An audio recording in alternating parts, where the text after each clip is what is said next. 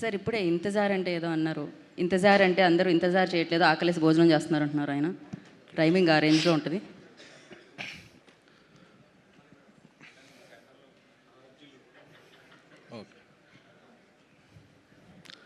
Lunch టైంను కూడా త్యాగం చేసి ఇప్పుడు అందరూ ఇక్కడ లోపల ఈ టీంకి చీర్ చేస్తున్న ఆడియన్స్ అందరికీ కూడా, స్నేహితులందరికీ, శ్రేయభిలాషులందరికీ కూడా నా కృతజ్ఞతలు. ఈ సెప్టెంబర్ నెలలో లిటిల్ హార్ట్స్ సినిమా బాగా ఆడుతుంది, మిరాయి సినిమా బాగా ఆడుతుంది, కిష్కిందపురి బాగా ఆడుతుంది. ఈ నెక్స్ట్ వీక్ బ్యూటీ వస్తుంది, నెక్స్ట్ వీక్ తుఫాన్ ఓజీ వస్తుంది. సో తెలుగు సినిమాకి మళ్ళీ థియేటర్కి జనం రావట్లేదు అనుకుంటుంటే అనే అపోహనే పటాపంచలు చేస్తూ థియేటర్లు అన్నీ హౌస్ఫుల్ అవుతున్నాయి. దీనికి కారణం ప్రతి సినిమాకి రెండు కారణాలండి. ప్రతి సినిమాకి ఒక టార్గెట్ ఆడియన్స్ ఉన్నారు, కంటెంట్ ఉంది. రెండోది సాధారణ టికెట్ రేట్లు. మామూలు టికెట్ రేట్లు పెడితే అందరు ఆడియన్స్ వచ్చి సినిమాలు చూస్తాకి ఉత్సాహం చూపిస్తున్నారు. ఇది ఇండస్ట్రీ పెద్దలందరూ గమనించవలసిందిగా ప్రార్థన. ఏదో విపరీతమైన క్రేజ్ ఉన్న సినిమాలకి, పండగల్లో వచ్చే సినిమాలకి తప్ప మిగతా అన్ని సినిమాలకి సాధారణమైన రేట్లు ఉంటే ప్రేక్షక ఆదరణ మరింత బాగుంటుంది అనేది నా నమ్మకం. Thank you. ఇక సినిమాకి వస్తే, ఈ ఫంక్షన్కి నేను రావడానికి ముఖ్య కారణం ఈ సినిమా కథ అండి. జర్నలిస్ట్గానే కెరీర్ స్టార్ట్ చేసి కథకుడిగా మారిన సుబ్బు గారు, ఆయన మా అందరికీ ఒక గ్రూప్ ఉండేదండి. ఎప్పుడు ఆ గ్రూప్లో మంచి ఎంటర్టైన్మెంట్ బిట్స్ పెట్టేవాళ్ళు ఆయన.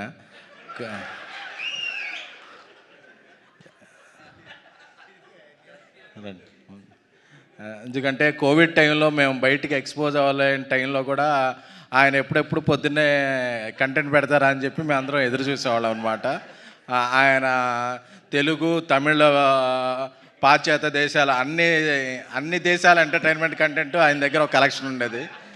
సో ఆయన ఇలాంటి కథ చెప్తాను ఎక్స్పెక్ట్ చేయలేదు అసలు. నేను చెప్పి నాకు ఒకసారి మారుతి గారు సుబ్బు నీ కథ చెప్తాడంటే నేను ఎక్స్పెక్ట్ చేసిన కంటెంట్ వేరు, ఆయన చెప్పిన కంటెంట్ వేరు. అంటే అప్పుడు అనుకున్న never judge book by cover అని చెప్పి, ఎందుకంటే ఆయన పుస్తకంలో అంత కంటెంట్ ఉందని నేను ఎక్స్పెక్ట్ చేయలేదు. సారీ సుబ్బు గారు.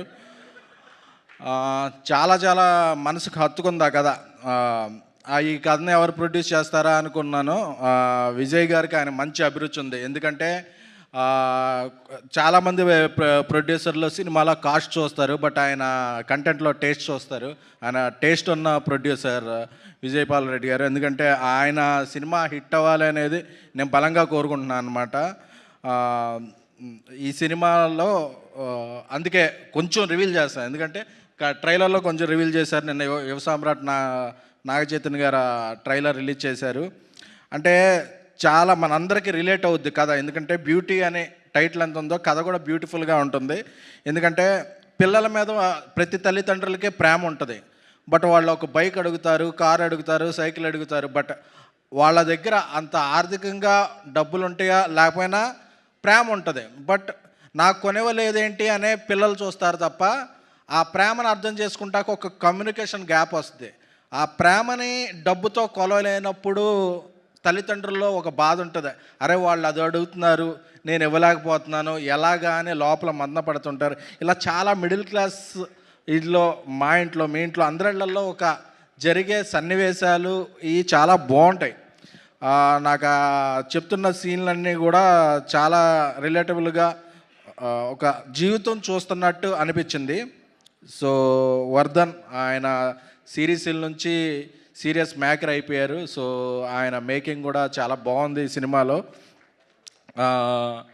అలాగే ఈ సినిమాలో last time icon star Allu Arjun గారు వచ్చారు కదా, అంకిత్ మీ ఫంక్షన్ అప్పుడు చూశాను. ఆ సినిమా నచ్చింది నాకు, ఆయన పెర్ఫార్మెన్స్ అది.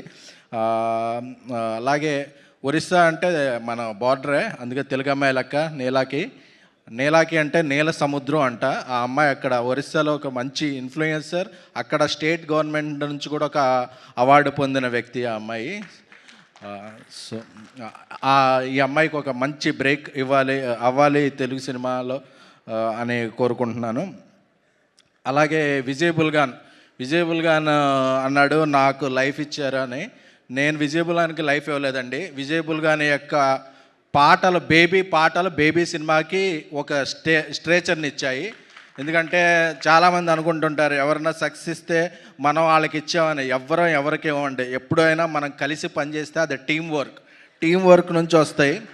అంతేకాను మనం భ్రమపడుతుంటాం మనం ఎవరికో ఇచ్చామని. బట్ ఎవరికైనా ఇచ్చేది captain of the ship. Only director మాత్రమే ఇవ్వగలడు ఎవరికైనా. సో విజయ్కి చాలా కమిట్మెంట్ ఎక్కువ.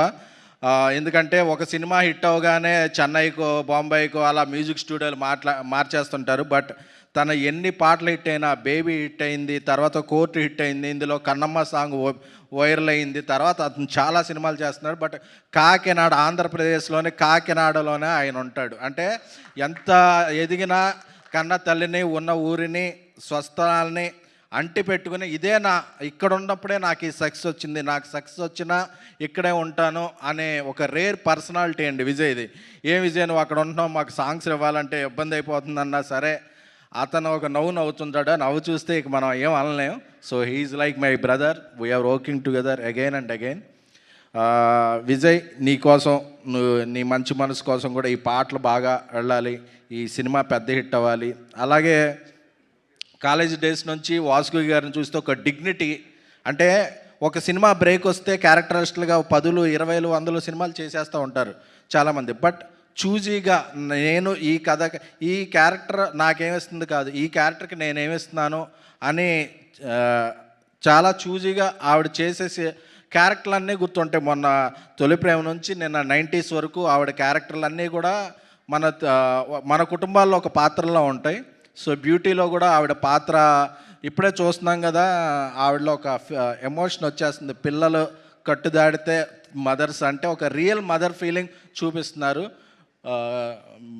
Congratulations and all the best Vasuki గారు. అలాగే నిమ్మకాయల ప్రసాద్ గారు చాలా రోజుల నుంచి, ఆయన పేరులో నిమ్మకాయ కానీ ఆయన మనసు పనసకాయలా ఉంటుంది. సో ఎందుకంటే చాలా నేషనల్ అండ్ ఇంటర్నేషనల్ ఓటీటీ సంస్థలో చేయలేని పని ఏంటంటే అక్కడ లోకల్లో తెలుగులో ఉండి ప్రొడక్షన్ చేయటం. బట్ ఆయన దగ్గర నుంచి ఆయన ఉన్నప్పుడు ఎన్నో మంచి సినిమాలు వచ్చినాయి. ఎందుకంటే తెలుగు సినిమా నేటివిటీని, తెలుగు సినిమా స్టాండర్డ్ని, తెలుగు సినిమా కల్చర్ని అర్థం చేసుకుని ఆయన ఉన్నారు కాబట్టి ఒక సంస్థ నుంచి అన్ని సినిమాలు వచ్చినాయి. ఆయన వ్యక్తిగత అభిరుచి కూడా, కథల జడ్జిమెంట్ చాలా బాగుంటుంది. అలాగే ఇక్కడికి వచ్చిన దివ్య గారికి అందరికీ కూడా, నరేష్ గారు మా బలిబల మగాడు నుంచి ఆయనతో ఒక సాన్నిధ్యం ఉంటుంది. ఎందుకంటే ఆయన ఒక వాటర్ లాంటి వాళ్ళు. ఒక పెద్ద జగ్గులో వేస్తే జగ్ అంతా విశ్వరూపం అయిపోద్ది. అదే ఒక చిన్న గ్లాసులో వేస్తే గ్లాసులు, అలాగా ఆయన వాటర్ని మనం ఎంత పెద్ద పాత్రలో వేస్తే మనకు అంత పెద్దగా కనిపిస్తారు. సో ఈయనకి ఒక గంగాళం లాంటి పాత్ర ఈ సినిమాలో బ్యూటీలో ఉన్న తండ్రి రోలు. సో ఈయన రూపం అంత కనిపిస్తుంది ఆయన క్యారెక్టర్. ఎందుకంటే ఆయన క్యారెక్టర్లో ఆయన వ్యవహరించిన తీరు ఈ సినిమాకి చాలా హెల్ప్ అవడంతో పాటు ఆయన ఫిల్మోగ్రఫీలో ఒక మంచి సినిమాగా ఇది నిలబడుద్ది. అలాగే ఇక ఈ సినిమాకి పనిచేసిన నెక్స్ట్ అసిస్టెంట్ డైరెక్టర్ నెక్స్ట్ సినిమాకి అసోసియేట్ డైరెక్టర్ అవ్వాలి, ఆ నెక్స్ట్ సినిమాకి కో డైరెక్టర్ అవ్వాలని చూసుకునే ఈ డైరెక్టర్స్ చాలామంది ఉంటారు. బట్ నా సినిమా అసిస్టెంట్ డైరెక్టర్ నెక్స్ట్ సినిమాతో డైరెక్టర్ అయిపోవాలి అని చూసుకునే వెరీ వెరీ వెరీ రేర్ పీపుల్లో నాకు తెలిసిన ఒకళ్ళు మారుతి గారు, ఇంకొకళ్ళు సుకుమార్ గారు. ఎందుకంటే నా సినిమాకి క్లాప్ కొట్టే క్లాప్ బోర్డు బాయ్ కూడా నెక్స్ట్ సినిమా ఆడియన్స్ చేత క్లాప్స్ కొట్టించుకున్న ఒక డైరెక్టర్ అవ్వాలి, అతనికి నేను డబ్బులు పెడతాను, నేను కథిస్తాను, నేను దాన్ని సూపర్వైజ్ చేస్తాను అని ఆయన ఎన్నో సినిమాలు ఆయన టైంని, మనీని, ఎఫర్ట్స్ని కూడా పణంగా పెట్టి ఒకటి కాదు, ఇద్దరు కాదు, 10 మందికి పైగా, అంటే అందులో టాలెంట్ ఉన్నవాళ్ళు ఒక రేంజ్కి వెళ్తారు, మిడ్ రేంజ్ ఉన్న బట్ అవకాశం అనేది ఇవ్వటం అనేది ఆయన ఎవ్వరూ కూడా ఆయన అడగక్కర్లేదు. ఆయన దగ్గరికి డైరెక్షన్ డిపార్ట్మెంట్ జాయిన్ అవుతున్నానంటేనే అతను 2-3 కథలతో ఈయన నన్ను డైరెక్షన్ చేస్తాడు అనే ఒక నమ్మకంతో చేస్తారు. ఎందుకంటే ఇది చాలా చాలా రేర్. ఎందుకంటే నేను అడిగాను ఒకసారి, డార్లింగ్ ఇప్పుడు ఇందులో కొన్నిసార్లు నీకు డబ్బులు పోతున్నాయి, ఒకసారి నీకు ఎఫర్ట్స్ పెట్టాలి, నీ టైం అదే టైంలో నువ్వు ఇంకో సినిమా చేసుకోవచ్చు ఇది అన్నాడు. అంటే అన్నాడు, నాకు ఈ రోజుల్లో నేను స్క్రిప్ట్ పట్టుకుని తిరిగినప్పుడు నాకు అవకాశం ఇవ్వడానికి చాలా చాలా రోజులు పట్టింది అందరూ. సో నేను ఈ రోజుల్లోకి నాకు ఎవరన్నా దొరికింటే, ముందే ఎవరన్నా దొరికింటే ఒక 5 ఏళ్ళ ముందే డైరెక్టర్ అయ్యేవాడిని. సో టాలెంట్ ఉన్నవాళ్ళు ఎవరో కూడా అలాగ 5 ఏళ్ళు 10 ఏళ్ళు వెయిట్ చేయకూడదు, ఇక్కడ టైం అనేది చాలా ప్రెషస్ అని ఆయన కాదు, ఆ ఇండస్ట్రీలో టాలెంట్ ఉన్న వాళ్ళ టైంను కూడా డైరెక్టర్ సాబ్ ఒక పాన్ ఇండియా సినిమా రాజా సాబ్ తీసి జనవరిలో సంచలనాలు సృష్టించబోతున్నారు. ఎందుకంటే ఆ సినిమా కంటెంట్ ఏంటో నాకు తెలుసు, ఎలా ఉంటుందో నాకు తెలుసు, సీన్ నాకు తెలుసు. కాబట్టి ఎప్పుడు ఆ టాపిక్ వచ్చినా ఆయన నెక్స్ట్ ఏం చెబుతున్నాడో చాలా ఎగ్జైట్మెంట్ వచ్చేస్తాయి. ఎందుకంటే అలాంటి మంచి మనుషులకి అలాంటి మంచి ప్రాజెక్టులు అటాచ్ అవుతాయి. సో అందరికీ కూడా ఈ సినిమా బ్యూటీ ఈ 19th రిలీజ్ అవుతుంది, సెప్టెంబర్ 19th. ఈ ఉత్సాహం ఊపుతో ఇలాగే కొనసాగిస్తూ 18వ తారీఖున పెయిడ్ ప్రీమియర్లు వేస్తున్నారు. అలాగే ఈ సినిమా ఇంత మంచి కంటెంట్ నేను నా కథ విన్నాను కాబట్టి, అలాగే విజయపాల్ గారు నా ఇది కూడా తెలుసు కాబట్టి ఈ ఆర్టిస్టులందరికీ అంకిత్, నీలా వీళ్ళందరికీ కూడా సపోర్ట్గా 18th నా తరపు నుంచి AAAలో ఒక స్క్రీన్ మొత్తం ఫ్రీగా చూడొచ్చండి ఆడియన్స్. సో అమ్మాయిలు అందరూ కూడా మీ బాయ్ ఫ్రెండ్తో రండి, మీ ఫాదర్తో రండి, మీ బ్రదర్తో రండి, మీ ఫ్యామిలీ మెంబర్తో రండి, ఎవరితో అన్నా ఒక అమ్మాయి ఎవరు వాళ్ళ ఫ్యామిలీతో ఎవరు వచ్చినా ఆ టికెట్లన్నీ ఫ్రీ. అది అమీర్పేట AAA థియేటర్, మంచి ప్రొజెక్షన్ ఉంటుంది. ఆ థియేటర్లో అందరికీ కూడా ఒకరోజు ముందుగానే ఈ సినిమాకి రూపాయి కూడా ఖర్చు పెట్టకుండా వచ్చి హ్యాపీగా అమ్మాయిలందరూ కూడా మీ కుటుంబ సభ్యులతో అందరూ ఉచితంగా సినిమా చూసి ఈ సినిమాని ఒక ఇన్స్టాగ్రామ్లో సోషల్ మీడియాలో ఒక పోస్ట్ పెట్టండి. ఎందుకంటే ఒక మేధావి యొక్క మౌనం ఈ దేశానికి ఎంత ప్రమాదకరమో, ఒక మంచి సినిమా రీచ్ వెళ్ళకపోతే కూడా ఇండస్ట్రీకి దానికి మించిన ప్రమాదకరం. అందుకే ఈ బ్యూటీ సినిమాని నేను ప్రమోట్ చేస్తున్నాను.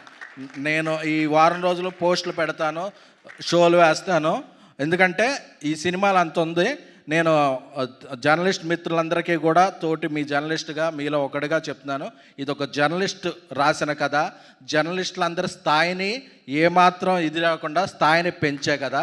అందుకని నా మీడియా మిత్రులందరికీ కూడా సహృదయంగా కోరుకుంటున్నాను, మీరు ప్రెస్ షోకి రండి, రివ్యూలు 2 రోజుల ముందే రాసేయండి. అందరూ కూడా ఇది మీ అందరం కూడా ఇది మీడియా కూడా తలెత్తుకునే cinema. Thank you very much. Thank you SKN గారు, థ్యాంక్ యూ సో మచ్. మీ బ్యూటిఫుల్ హార్ట్తో బ్యూటీ సినిమాకి సపోర్ట్ చేస్తున్నందుకు thank you so much. And Raja Saab direct